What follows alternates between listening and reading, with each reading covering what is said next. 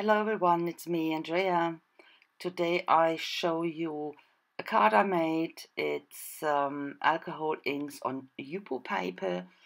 Again, I made one a while ago, and now I try to find out if there is a way to use the alcohol inks on yupo paper more controlled. When you use them, it is on this paper especially, you get really nice effects and patterns with these blobs and circles. They spread out fantastically. But that's it. You always have these nice circles and blobs. So I tried to find a way to make different patterns. And as you could see, I tried to go over with the bottle from the top to the bottom and making stripes. It sort of works, but there where you start with, where the biggest blob is, you get a circle again, of course. And I try to spread that better with a brush. Yeah, it sort of works a bit, not really. You can't control it completely. It's yupo paper. It reacts completely different on that, and that's on one hand it's okay because it looks really nice. I really like that. You will see, or you can see if you want to, at the end, after this video and after the pictures I show, there will be a bit of a bonus material from a play I had to try to find out what you can do and how the paper react with the inks. So if you want to watch it, stay tuned after the still photos. So this is actually a die cut from Tim Holtz, this big die cuts. This is the man with the umbrella in the hand, and I cut him off. So I only wanted to have the umbrellas and work on them with Lumiere. And okay, the handles now, I paint them in brown with this pit pen. And then on top of the umbrellas, I make some lines, sketchy lines with this Copic marker, and to get this shape of an umbrella, you know. So, and the next step, of course, shading or going around the edges with a black pit pen to that it gets more depth.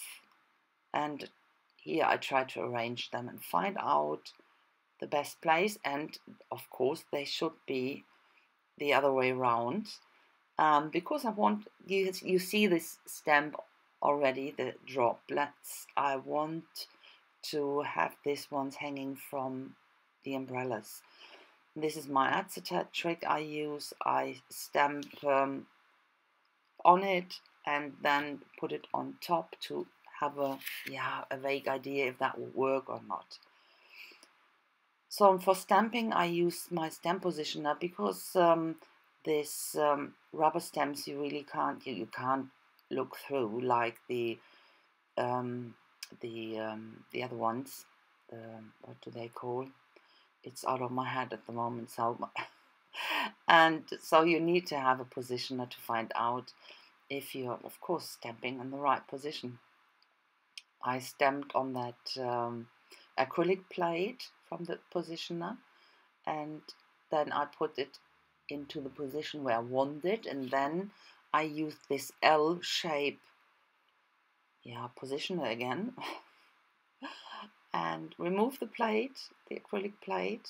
I've done something wrong. It was the wrong side I wanted to stamp. Haha.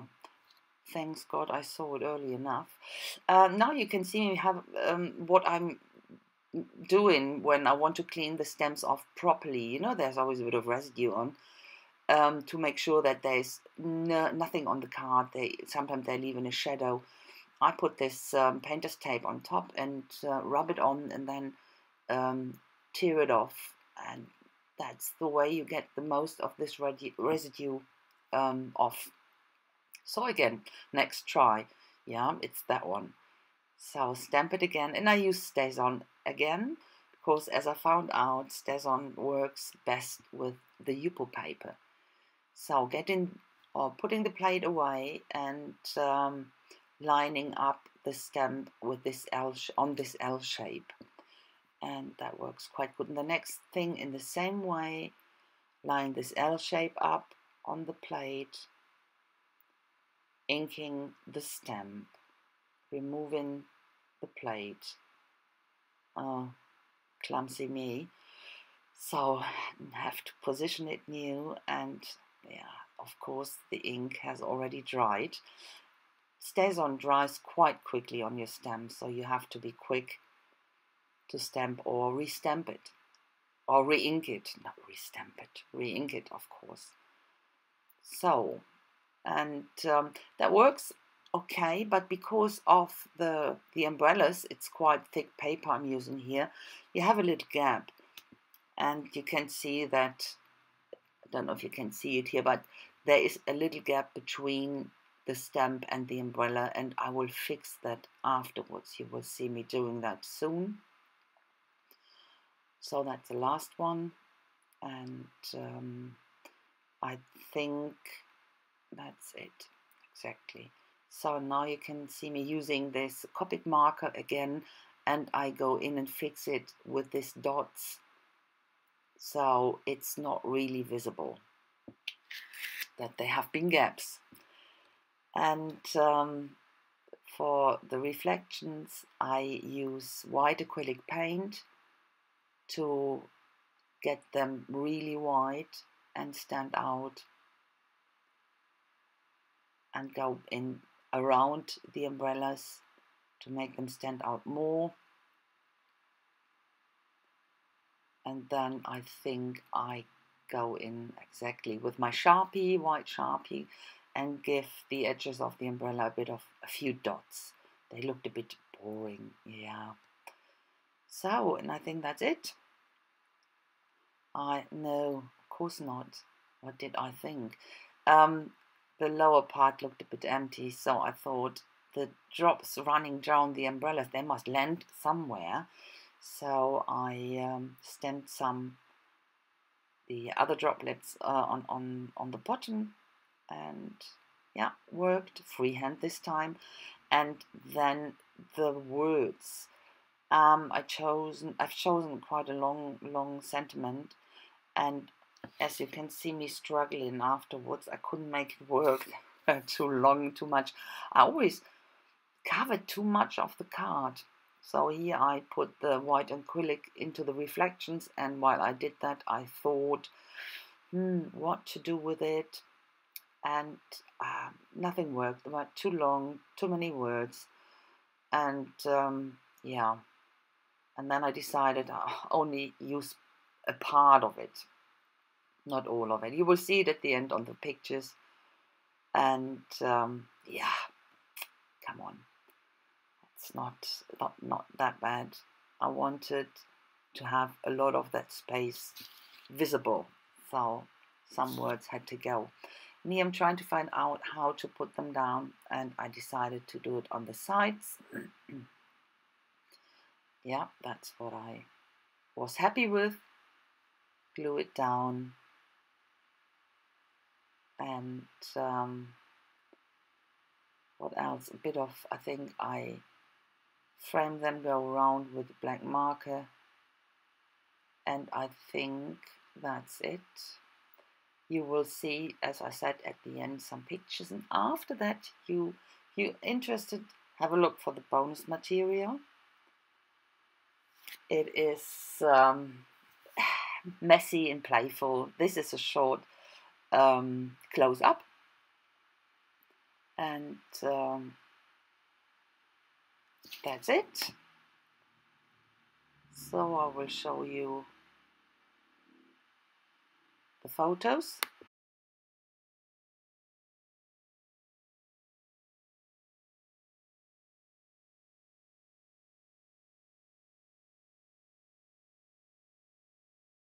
So this is my play. I started in the same way as I started the card before, because I wanted to use that, but because I used far too dark colors, so I started to, not again started, now I used that then as a try, and as you could see, it's not really controllable. You can't paint on it as some people do on tiles or so.